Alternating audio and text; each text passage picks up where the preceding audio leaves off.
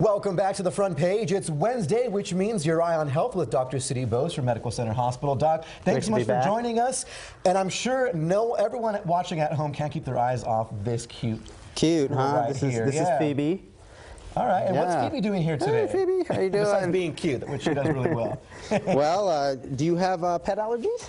I have cat allergies, not dog. I have a dog at home, but cats definitely get to me. They're long hair. Yeah, and a lot of people have dog allergies as well. And you know what? They actually get worse in the winter. Why is that? And as we approach the winter season here, we're probably going to experience more allergies. Right. Because the house is less ventilated, things are closed, windows are closed, doors are closed, the pets maybe don't go outside as much. So we have to keep that in mind. Right, and this really could put a damper on your holiday season if you're walking around with that runny nose and those itchy eyes. Right. You really don't want that. So what can we do to prevent this, or to not prevent it, but help with this situation? So it's cold outside, and depending, this segment airs all over, but depending on how cold it is, that determines the ability to go outside. Okay. But on top of that, you should probably vacuum, sweep the floors a little more in the winter than you normally do. Sure. And then just basically, that's going to probably help the most, in addition to washing your hands and washing your face, more normal hygienic stuff. But just be aware that's an issue. Right. So clean a little bit more and wash your hands. Exactly. Be a little bit more sanitary. So you want to take Phoebe for a while? What else do we have? We're talking about other allergies, right? So yeah, we're talking about allergies in the holiday season today out there for you guys listening. So what else do we see in the holiday season? We see Christmas trees. Christmas trees, right? Wreaths and all sorts of evergreens. Phoebe likes that. Exactly. So many people are sensitive to this, and whether it's in the home or you're tracking it in on your shoes or your roof is accumulating more in the gutters, you have to be aware of this. So some people may have to actually switch over to artificial. Okay, that's a good option. That's kind of the solution there if you find that this is the trigger. And it makes it's so much more clean when you go with artificial tree, a lot less mess. Exactly, exactly. And the other issue is be aware of what you're tracking in. Maybe leave your shoes right at the front door.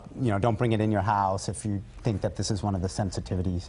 Okay. And also, in addition to this and the mold from this, you have to think of food allergies. Food allergies prevalent all year long. All the dinner parties and all the festivities. But why more in the holidays? Because you're eating at places you may not know. So let's take common ones here. We have egg allergies. That's very common. Yeah. Phoebe might like eggs. And then we got peanut allergies. Yeah.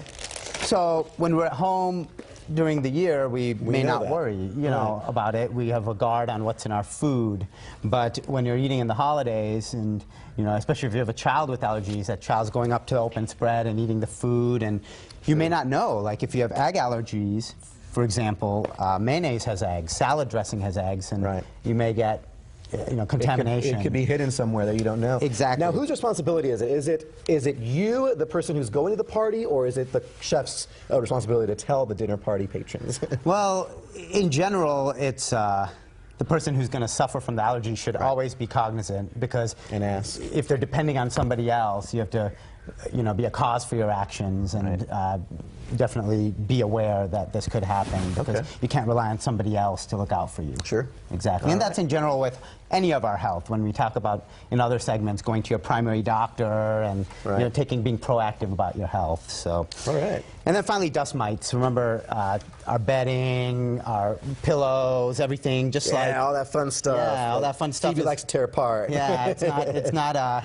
airing out as well. So same reason we're getting pet allergies. Things are ventilated less. Same thing at home. So use allergen-resistant pillowcases, things like that, laundry detergents, and the humidity is a big factor during the winter too. Okay. And you want to keep that humidity between 30 to 50%. And if you have a humidifier, which you may need in the winter, you can measure that and make sure it's not dry and your mucous membranes aren't getting dry and you're not more susceptible to allergies. That's no fun. Yeah. All right, Doc, thanks so much. I think Phoebe, what do you think about that, Phoebe? You like that?